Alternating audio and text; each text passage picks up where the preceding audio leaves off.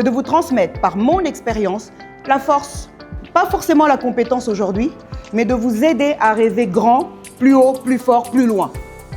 Vous ouvrir le champ des possibles. Vous permettre, lorsqu'il y a quelque chose qui est là, que vous puissiez aller au-delà et voir ce qui se passe. Pourquoi? Parce que je dois activer la curiosité, les curieuses qui sont en vous, mais les curieuses dans le bon sens, pas dans le mauvais sens. On s'entend? Autorité de régulation, qu'est-ce que ça veut dire? Vous ne savez pas? Lorsqu'on vous demande d'ajuster quelque chose, de veiller à ce que les choses se passent bien, vous pouvez faire de la régulation pour beaucoup de secteurs. Nous, on fait de la régulation, on vérifie, on contrôle que la loi qui a un rapport avec les télécommunications et les postes est respectée par les opérateurs, par les consommateurs et même par l'État. Donc nous sommes en fait des équilibristes. On est au carrefour.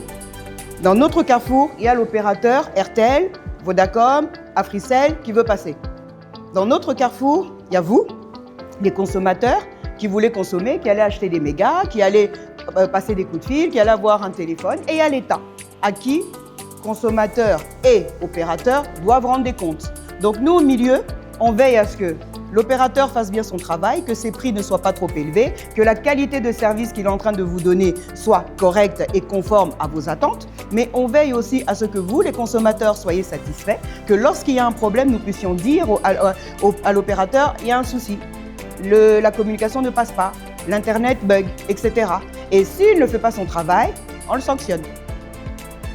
Maintenant, on me dit évolution vers les postes à responsabilité. Vous avez développé vos compétences, n'est-ce pas? Vous avez un réseau, donc vous connaissez des gens. Les gens connaissent votre travail. Vous avez vos valeurs qui alignent votre manière de travailler. Vous êtes rigoureuse, vous êtes respectueuse, vous êtes ponctuelle. Donc on sait que quand on vous commande un papier, vous le rendez en temps et en heure avant le bouclage. Le bouclage dans une rédaction, c'est lorsque le magazine ferme. Tous les articles doivent être rendus parce que ça va passer en presse. Mais le bouclage peut être aussi en ligne. Lorsqu'on le met en ligne, c'est plus souple, mais ça peut l'être aussi. Lorsque vous arrivez dans une entreprise où est-ce que vous travaillez, forcément, tous ces éléments font que on vous remarque, vous impactez, parce que vous êtes différente, parce que vous faites les choses autrement. Quand les autres arrivent en retard, quand les autres ne rendent pas le papier, quand les autres ne maîtrisent pas les sujets dont ils parlent, vous, c'est tout le contraire.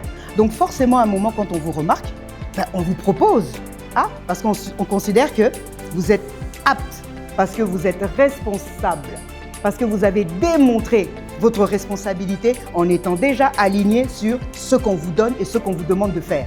La deuxième question est, vous avez parlé des stages, que ça nous aidera à développer des compétences et tout. Alors, vous en pensez quoi de l'auto-formation?